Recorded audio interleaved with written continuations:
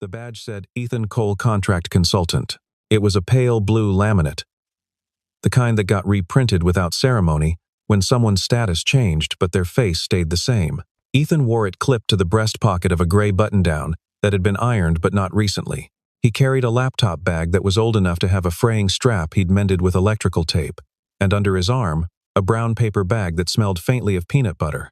The drawing sticking out of the top of the bag was on construction paper, crayon, the kind of earnest rendering only a 6-year-old could produce with total conviction. A stick figure in a hard hat, kneeling beside a box of tangled lines. Beneath it, in large uneven letters, "My dad fixes broken things." Ethan tucked it slightly deeper into the bag as he stepped off the elevator on the 14th floor. Hargrove Systems occupied the top 3 floors of a building that looked important from the street and ordinary from the inside open floor plan. Standing desks no one stood at, a kitchen with a coffee machine that had a touch screen and made a sound like a small engine starting. The walls were glass where glass wasn't necessary, which was the aesthetic the previous leadership had chosen to signal transparency and had mostly achieved the effect of making everyone feel observed. The company was in the middle of what its new CEO called a realignment. The board used the word restructuring, the junior staff used the word purge in the break room, and then looked at the glass walls and lowered their voices. Ethan had been a contract consultant at Hargrove for 11 months. Arriving quietly after a series of transitions that no one in the current organization remembered or had bothered to trace. His work orders came through a project manager named Dennis Okafor, who was 29, wore noise-canceling headphones at all times, and communicated almost exclusively through task tickets. Dennis did not know Ethan's last name without checking the system. He referred to him internally as the back-end guy. The back-end, in this case, was a distributed architecture that handled data routing, failover logic, and state synchronization for roughly 40 enterprise clients across 3 continents. It had been built over 4 years. It ran cleanly. It had not failed in any material way in 612 days. No one talked about that number. Ethan sat at his workstation, a desk near the server room, slightly apart from the main floor, and opened his laptop. The first thing he saw was a calendar notification. All hands alignment meeting. Boardroom A, 9 a.m., mandatory. He read the word mandatory twice. He poured coffee from a thermos. The office machine was too loud in the mornings and opened a terminal window. He had 3 outstanding tickets. He began working through the first one. At 8:47, he packed up the thermos, clipped his badge, picked up the brown paper bag, and walked to Boardroom A. The room was already crowded. Most of the technical staff had taken seats along the walls. A cluster of people near the front were people Ethan had never seen before, not in the building, not on any internal org chart. They wore well-fitted clothes and had the posture of people who had recently been told they were important, which was a specific posture, distinct from people who had always known it. Ethan found a spot near the far wall and stood. There were no chairs left, and he didn't look for one. Victoria Hale entered at exactly 9. She was 41, recently promoted from the board itself after the previous CEO's departure, under circumstances that had been described in the press release as a mutual recognition of evolving priorities. She wore dark trousers and a pale blazer. And she carried nothing, no notebook, no device, which meant she had either memorized everything or trusted someone else to document it. Both said something about her. She stood at the head of the table and looked at the room. She did not say good morning. "We have a performance gap," she said. "The current technical infrastructure has not scaled with the company's direction. We're losing enterprise clients, not because of pricing, but because of reliability perception. That changes today." She paused. "I've brought in a team." The people near the front, 5 of them, turned slightly to acknowledge the introduction without quite standing. Their names were given: Marcus Webb, Priya Donovan, Colin Samuels, Jess Hartwell, Derek Fong. Senior engineers, systems architects, a credentials list that took 3 minutes to summarize. Ethan listened from the wall. He looked at Marcus Webb once. Marcus Webb did not look back. Victoria Hale did not say Ethan's name for the first 15 minutes. She talked about velocity, about enterprise trust, about the difference between infrastructure that functions and infrastructure that scales with confidence. She used the phrase institutional agility twice. The room listened with the attention of people who were not sure whether they were being addressed or evaluated. Then she said it. "Ethan Cole." He straightened slightly. "Your contract concludes at the end of this quarter. Effective immediately, the transition of back-end responsibilities will begin with the new team." She looked down at something, a single note card, it turned out, held flat against the table with 2 fingers. "We appreciate the continuity work." Continuity work. The phrase sat in the room. Some people glanced toward the wall where Ethan was standing. Most didn't. The 5 new experts had arranged themselves in a loose semicircle near the front of the room. Marcus Webb had his arms folded. Priya Donovan was writing something in a leather notebook. Colin Samuels was looking at the window. None of them looked at Ethan, which was, itself, a kind of answer. Ethan held the paper bag in both hands. "I understand," he said. His voice was level, not flat level. There is a difference. Flat is the sound of someone who has stopped caring. Level is the sound of someone who is measuring something. Victoria Hale made a small nod and moved on. Someone near the table said something about onboarding timelines. Someone else asked about documentation access. The meeting continued for another 40 minutes, during which Ethan stood near the wall and said nothing more. At 9:58, when the room began to empty, he picked up his laptop bag and walked toward the door. Marcus Webb was standing to one side, speaking quietly with Colin Samuels. As Ethan passed, Marcus stopped mid-sentence. Ethan did not pause, but he said, quietly, without breaking stride, without looking at either of them, "If anything breaks, call me." He said it the way someone states a weather fact. Not an offer, not a warning. Just information. Delivered as calmly as a man reading a temperature from a gauge. Marcus said nothing. Behind him, Ethan heard Priya Donovan say, very softly, to no one in particular, "He's not wrong." And then he was out the door, and the elevator was opening, and the morning continued as mornings do, indifferent to the weight of what had just been decided. In the paper bag, the construction paper drawing shifted as he walked. "My dad fixes broken things." Ethan rode the elevator down alone. He stopped at the lobby coffee cart, the small one near the entrance, run by a woman named Rosie, who had been there longer than most of the engineers on the 14th floor, and ordered a medium black. "Rough morning?" Rosie asked. "Not yet," he said. He wasn't being glib. He meant it literally. He took the coffee and walked out into the gray mid-morning air.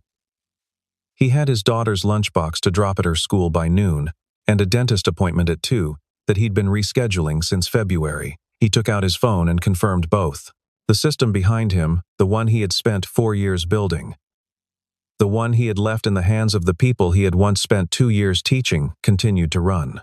For now, 6 years ago, Ethan Cole had an office with a door. It was a small office, on a floor that no longer existed under its original designation. Hargrove had gone through 2 rebrands and a restructuring before Victoria Hale's arrival, but it had a window that faced west, and in the late afternoons, when the sun dropped to a certain angle, it lit the room in a way that made everything look slightly more permanent than it was.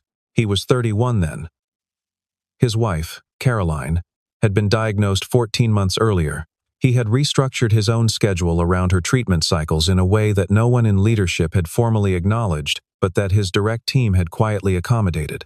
He was the kind of person other engineers came to, not because he was the most senior, he wasn't, at the time, but because when he explained something, it stayed explained. That was the particular gift. Not brilliance, not speed. Clarity. The ability to take a system that had grown complicated in the way that all living systems grow complicated through layered decisions made under pressure, through workarounds that became load-bearing walls, and describe it in terms that made you understand not just how it worked, but why it was built that way, and what that meant for how it could break. He had built the routing framework from the ground up in the winter of the year Caroline was in her second round of treatment. He worked nights, mostly, because she slept more deeply in the early evenings and was more alert in the mornings. And he had calibrated his schedule around her alertness. The code he wrote during those months was precise, in a way that code written under different circumstances often isn't. He'd had no patience for shortcuts. Every decision was documented, not in the performative way that documentation sometimes is, but in the way a person writes things down when they need to be certain they will still make sense later, when the context is gone. He had run 2 cohorts of internal training in the year that followed. 6 engineers each. The purpose was succession, not his own. But the systems. He wanted the architecture to survive contact with people who hadn't built it. Marcus Webb had been in the first cohort, Priya Donovan in the second. Colin Samuels had been a junior in the first cohort who had asked the most questions, which Ethan had taken as a good sign and which, in retrospect, had been both a good sign and a complicated one. Questions, it turned out, were not the same as understanding. Sometimes questions were a way of appearing to engage, while not quite arriving. Caroline died in the March of the following year. Ethan took 3 weeks off and came back. He lasted another 8 months in the director role before he submitted a request to shift to contract status. The reasons he gave were practical. He needed schedule flexibility, school pickups, medical appointments that had proliferated in the aftermath in ways no one anticipates. The reasons he didn't give were quieter. He had built the thing he set out to build. He had documented it. He had trained the people. He was 33 years old, and his daughter's name was Lily, and she was 3.5, and she called his laptop the Big Black Book because she had seen him staring at it her entire conscious life. He wanted to be there when she looked up, so he became a contractor. He stayed on because the system needed maintenance, and because no one else quite understood the edge cases. He made less money. He had less standing. He wore a pale blue laminate badge and sat near the server room and ate peanut butter sandwiches. His daughter packed for him because she had decided at age 5 that this was her responsibility, and Ethan had not had the heart to disagree. He was, in every formal sense, replaceable. He was, in every technical sense, irreplaceable. No one at Hargrove, in the year before Victoria Hale's arrival, had ever quite reconciled those two facts. Marcus Webb called a team stand-up at 8 a.m. on the second day. He had stayed late the first day, as had Priya and Colin, going through what documentation existed. There was more of it than they expected. It was well organized in a way that technical documentation rarely is not just what the system did but why specific decisions had been made, what had been tried before, what failure modes had been accounted for and how. It was, in Priya's words, said quietly in the server room, to no one in particular. Almost like he knew we were going to need this. The stand-up was short. Everyone reported status. No major issues. By midday, the first anomaly appeared. It was small, a latency spike on one of the data routing nodes, lasting approximately 4 seconds before self-correcting. The kind of thing that, in a different system, would have been noise. Marcus flagged it, ran diagnostics, found nothing actionable, and moved on. By the following morning, the spike had recurred 3 times. Routing logic? Colin said, looking at the trace data. Could be. But the load's nominal. Priya pulled up the architecture map. It's not stress-related. Hardware? No flags. They ran the standard diagnostic suite. Everything returned green. By day 3, the latency spikes were clustering around a specific time window late afternoon, between 4 and 5 p.m., coinciding with a particular client's batch processing cycle. The spikes were brief but patterned. Patterned was the word that began to make Marcus Webb slightly uncomfortable. Random failures are one kind of problem. Patterned failures are another kind entirely. Random suggests noise. Patterned suggests cause. There's something in the state synchronization, Priya said. She had been staring at the same section of the routing framework for 2 hours. It's handling concurrent writes in a way I don't follow. What do you mean you don't follow? Colin asked. I mean the logic here, she pointed, at a segment of code doesn't match any pattern I've seen in standard distributed systems design. It's doing something custom, and I don't know why it's custom, which means I don't know what happens if I touch it. Ethan wrote it, Marcus said. A pause. I know, said Priya. They looked at the code for another moment. Derek Fong, who had been quiet for most of the day, said from across the room, we could call him. Marcus didn't answer right away. Let's exhaust our own analysis first, he said finally. Nobody disagreed out loud. But that evening, before Marcus left the office, he picked up his phone. He scrolled to a contact he had not opened in 4 years. He read the name. He put the phone back in his pocket. He rode the elevator down in silence.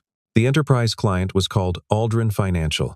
They were not the largest client on Hargrove's roster, but they were among the most operationally sensitive. Their batch processing cycles ran twice daily, and their tolerance for latency irregularities had been negotiated down to a specific contractual threshold that the current system had never breached. On the 5th day after the new team took over, it breached. Not catastrophically. Not in a way that produced headlines or immediate client termination, but Aldrin's compliance monitoring system flagged the deviation, generated an automated alert to their own technical team. And within the hour, Hargrove received a formal inquiry. Victoria Hale read the inquiry at 6:47 a.m. and forwarded it to Marcus Webb with a single word: status. The status, by 8:00 a.m. when the team convened, was this. They had identified the latency pattern. They had traced it to the state synchronization layer. They could see the mechanism producing the anomaly. They could not determine, with confidence, whether a direct intervention would resolve it or worsen it, because the surrounding logic was interconnected in ways that weren't fully mapped in the standard documentation, only in the extended notes that Ethan had left, which used terminology and references that appeared, in a few key places, to point to decision rationale that predated the current documentation system. In plain language, they could see the problem. They were not certain what would happen if they tried to fix it. We patched the state sync logic, Marcus said. Targeted. Minimal footprint. Priya did not look convinced. If the patch introduces a conflict with the failover system, it won't. You don't know that, Marcus. We don't have time to know everything. We have a client inquiry and a 2-hour window before Aldrin's second batch cycle. The patch was applied at 9:23 a.m. By 9:41, the latency spike had disappeared. By 10:15, the failover system, which handled backup routing for 3 additional enterprise clients, began behaving unexpectedly, not catastrophically, not immediately. But it began introducing a consistent 5-second delay into its backup activation sequence, which, for a failover system, is the equivalent of a safety net with a small hole in it. The hole doesn't matter until someone falls. By early afternoon, 2 more clients had filed technical inquiries. By end of day, a 3rd client had escalated to account management. Marcus Webb sat in the server room at 7 p.m. and stared at a screen. Jess Hartwell sat across from him. She had said very little all day, which was not her typical manner. She was usually the person in the room with the most words. She had spent most of the afternoon reading the extended documentation Ethan had left, the sections with the terminology and the decision rationale, and she had been reading it the way someone reads a letter written in a language they almost speak. We modified something we didn't fully understand, she said. Marcus didn't answer. I'm not criticizing. I'm stating a fact we need to accept before we can move forward. We have 4 client escalations and a board call tomorrow morning. I know. Jess closed her laptop. We need to call Ethan. Marcus was quiet for a long time. He warned us, Jess said. Not unkindly, just as a fact. He said if anything breaks, and it broke. By the next morning, it was worse. Overnight, the failover delay had propagated through 2 downstream processes. The data synchronization for Hargrove's largest client, a logistics platform that ran continuous operations, had begun to show integrity flags. Not failures, not yet, but the kind of precursors that precede failures the way humidity precedes rain. Victoria Hale called an emergency meeting at 7 a.m. She stood at the head of the table in boardroom A and looked at her team. Tell me what I need to know, she said. Marcus Webb told her. He was thorough. He was honest. He did not minimize. He had been in enough failure situations to know that minimizing at the briefing table costs more later than facing the full picture costs now. When he finished, the room was quiet. Victoria looked at him. Can you fix it? A pause that lasted slightly too long. Not in the time window we have. Not without. He stopped. Without what? Without a deeper understanding of the original architecture than we currently have. Victoria looked at the table. He built it, she said. Not a question. Yes.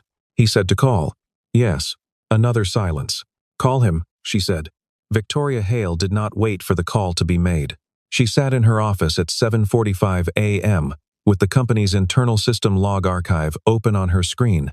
It was not something she typically accessed directly. She worked at a level where others summarized technical data for her, but she had learned, over her years in operations and then, on the board, that the only way to understand the true state of a company's infrastructure was to look at the original record when no one had yet decided what story to tell about it. She started with the most recent logs and worked backward. The anomaly pattern was clear once she knew what she was looking for. The system had been running in a stable state up to the day of the transition. The first deviation appeared within 18 hours of the new team taking operational control. The subsequent deviations clustered around specific interventions, places where the new team had touched the system. She kept going backward, 612 days without a material failure. She found that number, buried in a summary report from 8 months ago, that no one had flagged because there had been nothing to flag. It was in a routine availability report, the kind that got auto-generated and auto-filed and never read unless something went wrong. 612 days. She went back further, found the initial build logs, found the training documentation, found 2 internal memos from 6 years ago, when Ethan Cole had been a director, proposing the architecture changes that became the system the company currently ran on. The memos were detailed, precise, and anticipatory. In a way that was unusual, they described not just the design, but the most likely failure modes, and the reasoning behind every decision that constrained them. She found the training cohort records. She found the names. She sat for a moment, then she picked up her phone and called Dennis Okafor. "I need Ethan Cole's contact information," she said. "Personal cell, if we have it." "I'll look it up," Dennis said. There was a pause. "Can I ask what?" "Thank you, Dennis." She ended the call. She looked back at the screen. The log was still open. She scrolled to the architecture diagram, the original one, drawn by hand and scanned into the system 6 years ago, the kind of artifact that a different organization would have lost in a server migration. Someone had flagged it as a critical reference document. She looked at the flagging timestamp. Ethan had flagged it himself. 3 years ago, when he transitioned to contract status, he had known, when he left, that they would need it. He had made sure it would be there. Victoria sat back. She was not a person who experienced guilt frequently or expressively. She operated through decisions, and decisions required dispassion. And she was good at it, good enough that people who worked with her sometimes mistook the dispassion for coldness, which was not quite the same thing. But she sat with the log open and was quiet for a moment. She thought about the meeting in boardroom A. The pale blue badge. The paper bag. The way he had said "if anything breaks," and then walked out without a backward look, carrying whatever it was he carried. She thought about the way Marcus Webb and the others had not quite looked at him. She thought about what it would feel like to have built something, really built it, in the particular way that you build a thing you expect to outlast the context it was built in, and then to be told, in a room full of people who learned from you, that your work was the past and theirs was the future. She thought about it for exactly as long as she was willing to think about it. Then she picked up the phone again. Ethan lived in a neighborhood of small houses with big trees, the kind of neighborhood that had been modest for so long it had become a different kind of stable, not fashionable, not aspirational, just present in the way that things are present when they have outlasted the categories applied to them. The house was a 2-bedroom with a front porch that had a swing nobody used in winter and everyone used in spring, and a side yard with a garden that was currently featuring ambitious plans, tomatoes, beans, a small pumpkin attempt, in states of varying optimism.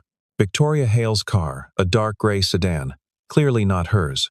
Clearly a company vehicle, pulled up in front at 4:15 on a Thursday. She had called that morning. Ethan had answered after 2 rings. The conversation had been brief. "The system is failing," she said. "I know," he said, which was true. He had been watching the public-facing status indicators, the kind that clients see, and had been watching the pattern with a specific kind of attention, not anxious, not satisfied, just watching the way you watch something you have a relationship with. "I'd like to come see you." A pause. "All right." She knocked at 4:16. The door was opened by a 6-year-old in a green sweater, who looked up at her with the direct and completely uncalculating gaze of a child who has not yet learned to manage first impressions. "Hi," the child said. "Hello," Victoria said. "Are you from my dad's work?" "Yes." The child considered this. "He says his work is broken," she said. "Are you the one who broke it?" Victoria paused. "Lily," Ethan said, appearing from the hallway. "Go finish your drawing." Lily went, with the particular unhurried compliance of a child who is humoring an adult. Ethan held the door open. Victoria stepped inside. The house was warm and slightly cluttered in a way that was clearly lived in rather than neglected. Books on various surfaces, a pair of small rubber boots by the door, a child's painting taped to the refrigerator, visible through the kitchen doorway. The furniture was older, but well-maintained. It smelled like something baking. "Banana bread," Ethan said, seeing her register it. She had a phase. "It's still ongoing." He gestured toward the living room. Victoria sat on the couch. He sat across from her in a chair that had clearly been sat in many times. She didn't begin with pleasantries. He didn't seem to expect any. "The failover delay has propagated," she said. "We have 4 escalated client inquiries and a potential material breach with Aldrin Financial." "I know." The team traced it to the patch Marcus applied to the state sync layer. Yes. He didn't understand the interdependency with the failover activation sequence. He understood part of it, Ethan said. The part that's documented in the standard reference. He didn't know about the compensating logic in the secondary state handler. "I documented that too. But it's in the extended notes, section 7. And it's cross-referenced in a way that requires reading them in sequence." Victoria looked at him. "You knew they wouldn't read them in sequence." He said nothing for a moment. "I gave them every tool I had," he said. "How they used it wasn't mine to control. There was no bitterness in this. It was stated the way a carpenter might state that they built the frame but couldn't control whether the new owners rewired it safely." From the kitchen came the sound of Lily humming to herself, and the scratch of crayons on paper. Victoria looked toward the sound for a moment. "I made a decision based on a resume review and a performance gap report," she said. "I didn't investigate the source of the current system's stability. No, that was an error in my process." Yes, he wasn't being harsh. He was being precise. The same quality that made his documentation trustworthy.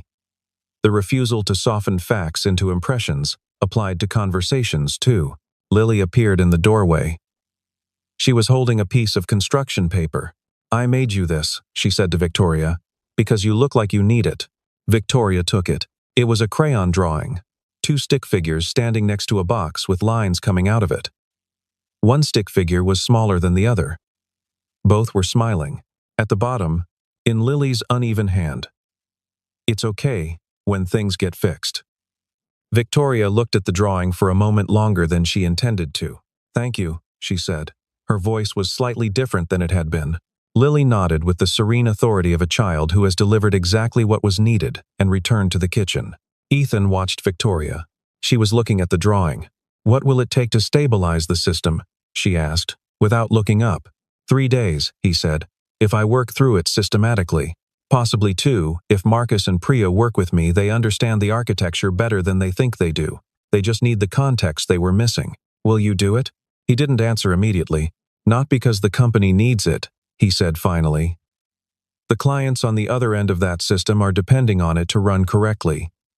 People's operations, logistics platforms, financial data. I didn't build it to fail. I understand. I need to be home by 5:30. Every day. Non-negotiable. Understood. And I need access to the full server environment. No filtered view. Done." Ethan looked at her. "Why did you come yourself?" he asked. "You could have sent Dennis." She considered the question. "Because I made the decision," she said. "I should deliver the request." He nodded once. "Monday," he said. 8 a.m. He arrived at 7:52. He didn't make a point of being early. He arrived at 7:52 because he'd dropped Lily at school at 7:35, and the drive was 17 minutes, and he'd found parking faster than expected. The server room was empty when he walked in. He set his bag down at the station he'd occupied for 11 months. Someone had moved a monitor, which he moved back and opened his laptop. At 8:03, Marcus Webb walked in. They looked at each other. Ethan said, "Section 7 of the extended notes. You need to read it before we touch anything." Marcus said, "I read it last night." Ethan looked at him. "All of it?"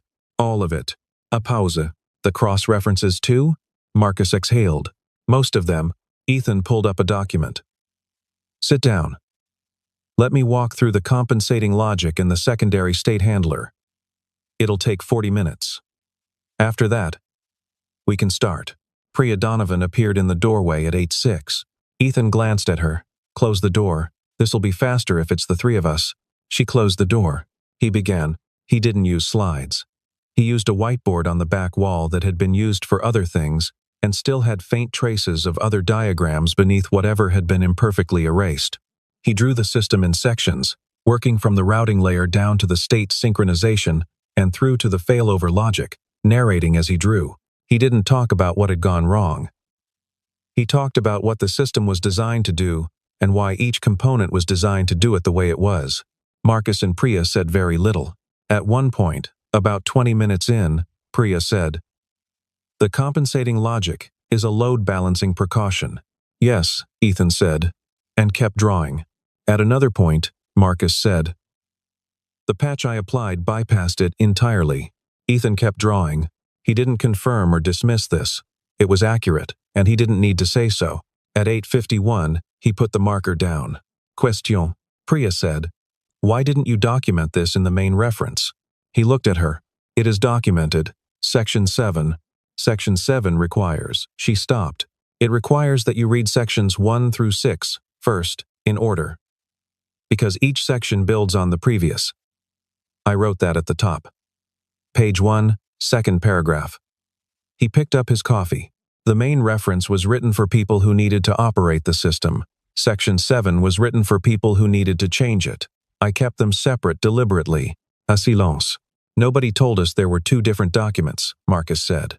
"There's one document," Ethan said. "It has 11 sections." He turned back to the screen. "We'll start with the failover delay. I'll trace the propagation path. You two handle the state sync rollback, while I work on the compensating logic reinstatement." They worked. It was not dramatic, the work. It was careful and systematic, and occasionally halted while someone checked a log trace or confirmed a value. Ethan moved through it with the efficiency of someone who knows exactly where all the walls are in a room they've walked through in the dark. Colin Samuels came by at 11 and stood in the doorway watching for a moment. Ethan noticed. "Colin," he said, without turning. "Yeah. Pull up the downstream sync process on client 7. Tell me what the integrity flags show." Colin sat down and did it. They worked until 4. At 4:45, Ethan packed up his laptop. "Failover is stable," he said. "State sync will take tomorrow. Aldrin cycle runs at 6 p.m. We'll have it clean before then." He picked up his bag. At the door, Marcus said, "We forgot how you think." It wasn't an apology, exactly. It was what it was. A statement of fact. Offered plainly. Ethan looked at him.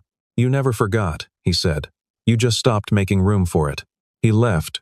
The emergency board meeting was called for Friday at 9 a.m. Victoria had called it herself, which was significant. Board meetings called by the CEO rather than by the board carried a different gravity. They signaled that the CEO was getting ahead of the story rather than responding to it, which was either an act of confidence or an act of contrition, and the room would be waiting to learn which. Ethan had been asked to attend. He arrived with his laptop and his paper bag. Lily had packed his lunch again, had included a small note that said, "Don't forget to eat," in what appeared to be deliberate large letters, which he folded and put in his shirt pocket. The board members were 7 people of varying ages and considerable collective experience, seated around the oval table in Boardroom A, which had not changed in its arrangement since the last meeting there, except that this time, the chairs along the wall were occupied differently. The new team sat together. Marcus, Priya, Colin, Jess, Derek. Not quite as polished as they had appeared 3 weeks ago, but present and attentive in a way they hadn't quite been before. Ethan sat at the far end of the table, which was not where a contractor typically sat at a board meeting. Victoria stood. She spoke for 12 minutes. She described the system failure, the propagation of the fault, the client escalations, and the remediation. She did not use passive voice for any of it. There were no failures that had occurred. There were only failures that she and her team had created through specific decisions. And she named them. She named her own decision first. "I authorized the replacement of a contract consultant whose role I had not adequately investigated prior to the transition. I based that decision on a performance framing that turned out to be inaccurate. The absence of visible contribution is not the same as the absence of contribution. She paused. The system's stability over the past 2 years was not incidental. It was the direct result of maintenance and oversight by Ethan Cole, who built the architecture and has maintained it with a depth of understanding that was not preserved in the transition I authorized. One of the board members, a man named Gerald Ashworth, who had been with the company long enough to have seen its previous versions, looked down the table at Ethan. Ethan looked back at him, without expression. Victoria continued. The fault pattern that emerged was not a failure of the new team's technical competence. It was a failure of contextual knowledge, specifically, the interdependency between the state synchronization layer and the failover activation logic, documented in the system's extended reference material, but not communicated in the transition briefing. She clicked to a diagram on the screen behind her. Mr. Cole will walk through the technical failure and the remediation. Ethan stood. He did not have slides. He had the whiteboard diagram he'd photographed that morning and a log trace printout. He stood at the screen and talked through the failure the same way he'd talked through the architecture in the server room methodically, without drama, tracing the cause and effect, with the patience of someone who has explained complex things many times and understands that patience is the mechanism, not a courtesy. He spent 12 minutes on the technical walkthrough. Then he said something that was not in the technical walkthrough. The failure wasn't in the patch, he said. The patch was the trigger. The failure was in the assumption that a system can be operated without understanding how it was designed to fail. He looked at the board. Every system has a failure mode. The question is whether the people operating it know what that failure mode is and why it exists. The documentation I left was intended to convey that. But documentation only works if the people who receive it believe it was written for them. He looked at Victoria. She held his gaze. The transition briefing didn't include me, he said. So the team received documentation without context. And context is not transferable through text alone. I know that. I should have. He stopped. I should have advocated more clearly for a transition period. The room was quiet. He sat down. Gerald Ashworth said, "What would you need to ensure this doesn't recur?" Ethan said, "A structured knowledge transfer protocol. Not a document handoff, a working period, where the outgoing party works alongside the incoming team for at least 60 days. For any system of this complexity, that applies to this transition specifically, or it applies as a general practice," Ethan said. "Every system of this type has a person who understands why it was built the way it was. When that person leaves, you don't just need the documentation, you need the reasoning. Reasoning is harder to transfer, but it's the thing that matters when something breaks in a way the documentation didn't anticipate." Ashworth nodded. Victoria looked at the room. "We removed the only person who understood everything," she said. She said it without inflection, as a fact. Not as performance of contrition. That was an error in judgment, and it had material consequences. The path forward involves correcting that error and building a practice that prevents it from recurring. She looked at Ethan. "There's an offer to discuss when this meeting concludes."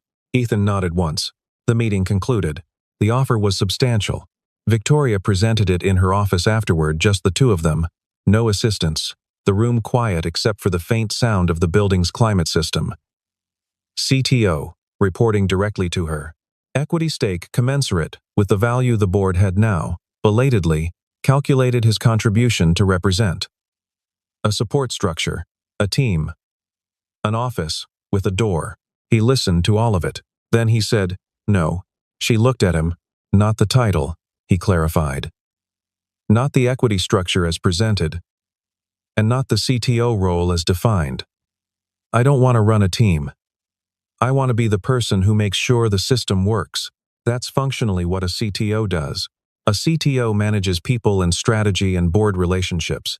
That's not what I'm good at. What I'm good at is understanding systems deeply enough to keep them from failing in the ways they're going to fail if nobody's paying attention." He leaned forward slightly. "I want a principal engineer role, not management. The salary we can negotiate to fair. I have a number in mind. I want schedule flexibility built into the contract. Not as a courtesy, but as a structural requirement, because I have a 6-year-old and she is the priority. And that's a permanent fact." Victoria looked at him, and, he said, "I want to run a knowledge transfer program. Structured. 60-day minimum. For any significant system transition, documentation standards that go beyond what we currently require. I'll design it. You want to formalize what you already did informally. I want to make sure the next person doesn't have to rebuild what I built in order to understand it. Victoria considered this. The equity stake still stands, she said, not as CTO compensation, as a recognition of the value that was unacknowledged. He was quiet for a moment. A portion of it, he said. The rest goes to funding the mentorship program. I want it to be an actual program, not a line item in the training budget. She almost smiled. Negotiated, she said. He nodded. There was a pause. Can I ask you something? Victoria said. Yes. When I said it won't in the boardroom. When you said to call if anything broke, did you know it would? He was quiet for a long moment. I knew the probability was high, he said. The system has specific vulnerabilities that aren't apparent unless you've traced the failure modes I documented. I wrote those failure modes down because I was afraid exactly this would happen. You could have said something more forceful.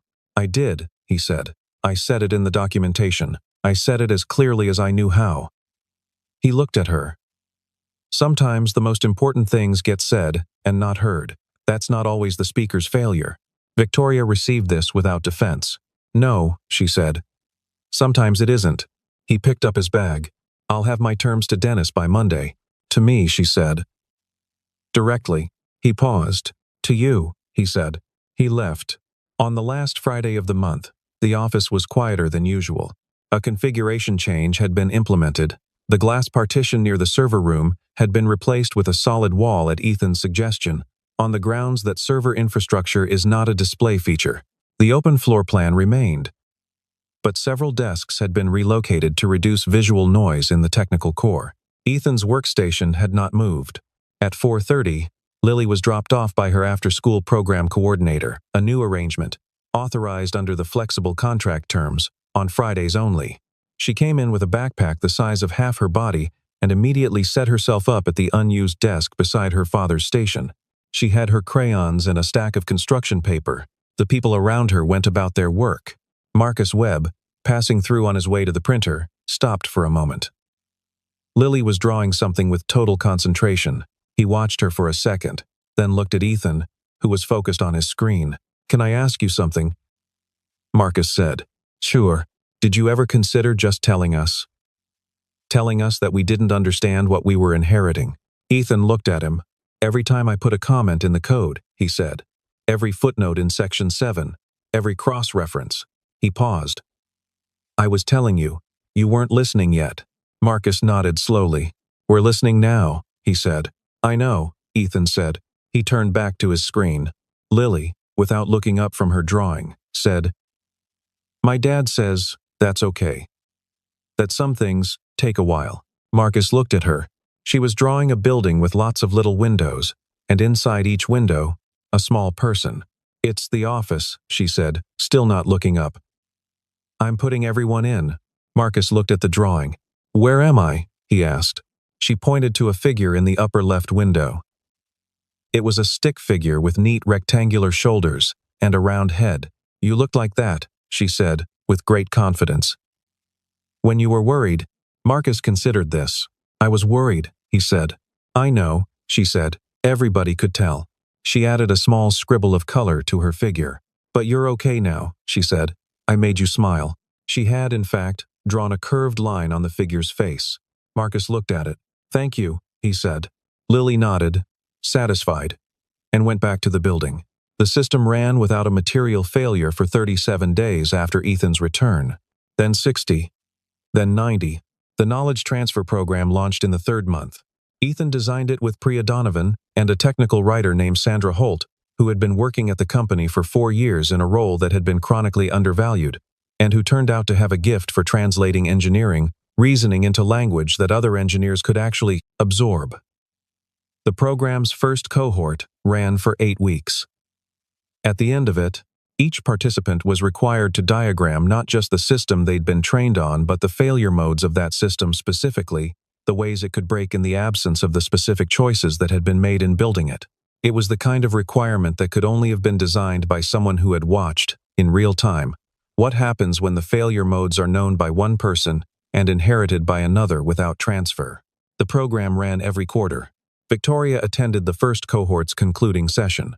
She sat in the back and watched Ethan walk a group of 7 engineers through a live failure simulation, a controlled degradation of a test environment, deliberately induced. He walked through in real time, so that the engineers could see not just the failure, but the reasoning required to diagnose and address it. He didn't narrate the failure from above. He worked through it alongside them, asking questions rather than providing answers, making space for the room to find its way toward the diagnosis. At one point, a young engineer named Thomas, 2 months out of graduate school, quiet, extremely fast, with a keyboard said, "The failure mode here is that the failover logic assumes input handling will be clean, but it doesn't validate." Ethan looked at him. "That's the first time someone said that in a training session," he said. Thomas looked uncertain. "Is that bad?" "No," Ethan said. "It's the right answer. It took me 4 months to see it the first time." Thomas nodded slowly, processing this. "It's in section 7, he said. "It is," Ethan said. "Third footnote on page 41. Thomas made a note. From the back of the room, Victoria watched. She had a note card in her hand. She'd been taking notes, which was uncharacteristic of her in technical settings, but she had found, in the past 3 months, that taking notes in settings where she was not the expert was a useful discipline, a way of staying honest about what she knew and what she was still learning. On the note card, she had written a single line, not for the board, not for the record, just a thing she had understood, that she wanted to keep. The system worked again, not because it was fixed, but because the right person was finally seen. Outside, in the hallway, Lily was sitting on the floor with her crayons. She had commandeered a patch of wall, the solid one, outside the server room, the one that had replaced the glass, and taped a piece of construction paper to it at child height. She was drawing the office again. This time, the building had a garden. She was drawing the tomatoes.